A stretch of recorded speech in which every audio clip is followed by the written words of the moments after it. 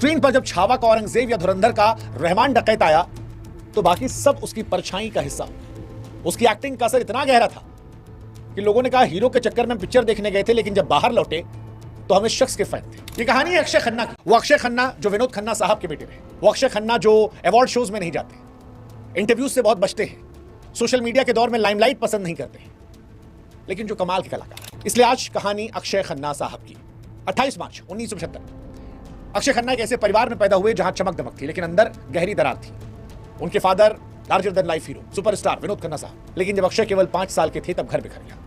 विनोद खन्ना ओशो के आश्रम में गए और फिर मां ने दोनों बेटों को संभाला। परिवार टूटने के चलते अक्षय खन्ना के अंदर एक स्थायी शांति या कहें कि खामोशी आ गई। लोगों की गिनती ज्यादा उनके चेहरे पड़ती थी, बात से ज्यादा खामोशियां सुनते थे और दुनिया को देखने का उनका तरीका उतना ही गहरा था जितना बाद में उनका बना। स्कूल से लेकर कॉलेज तक अक्षय किताबों में कम, जिंदगी में ज्यादा सीखते रहे।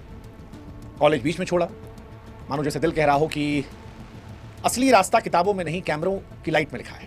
हालांकि उनका फिल्मी करियर जो है पिता के एक्टर होने के बावजूद उनकी मर्जी शुरू हुई, क्योंकि फादर विनोद खन्ना नहीं चाहते थे कि वो एक्टर बने। विनोद खन्ना चाहते थे कि छोड़ दो, बहुत अनिश्चितताओं वाली इंडस्ट्री है, लेकिन अक्षय माने नहीं, जिद कर बैठे। 1997 में फिर हिमालय पुत्र एक फिल्म बनी जो उनके पिता ने बनाई। वो फिल्म चली नहीं, लेकिन अक्षय को बेस्ट डेब्यू का अवार्ड मिला और पिता को यकीन हो गया कि बेटा साधारण रास्तों के लिए नहीं बना है। उसी साल एक और फिल्म आई बॉर्डर, जब अक्षय ने पहली बार दिखाया कि अंदर जमा हुआ दर्द जब अभिनय के जरिए बाहर निकलता है तो वो दर्शकों के दिल में पहुंच जाता है। क्योंकि जो उनका धर्मवीर सिंह का किरदार था उसे बहुत सारे एक्टर्स ने ठुकरा दिया था, क्योंकि उसमें हीरोइज्म नहीं था। लेकिन अक्षय की खामोशी, उनकी आंखें, उनके आंसू, उनकी चुप्पी, इतना गहरा असर हुआ कि लोग आज भी उस किरदार से जुड़ते हैं। वो कहते हैं कि इनसिक्योरिटी उनकी आत्मविश्वास सुखा गई थी। कई फिल्में फ्लॉप हो गई थी, बाल झड़ गए थे, फिर वो गायब हो गए। 5 साल तक गायब हो गए, ना मीडिया, ना इवेंट, ना फोटो, कहीं नहीं। कई सारे एक्टर्स हैं जिनके स्टेटमेंट अक्षय खन्ना को लेकर लोग जानना था अक्षय खन्ना कहाँ गायब हो गए, लेकिन वो शोर से दूर थे जहां एक कलाकार कदम घुटता है। 2016 में लौटे और सबको चौंकाया। डिशूम, छोटा रोल लेकिन धारदार। फिर मॉम श्रीदेवी के साथ जबरदस्त स्क्रीन प्रेजेंस। सेक्शन 375, कमाल की एक्टिंग, कमाल की एक्टिंग, नए सिरे से परिभाषित किया।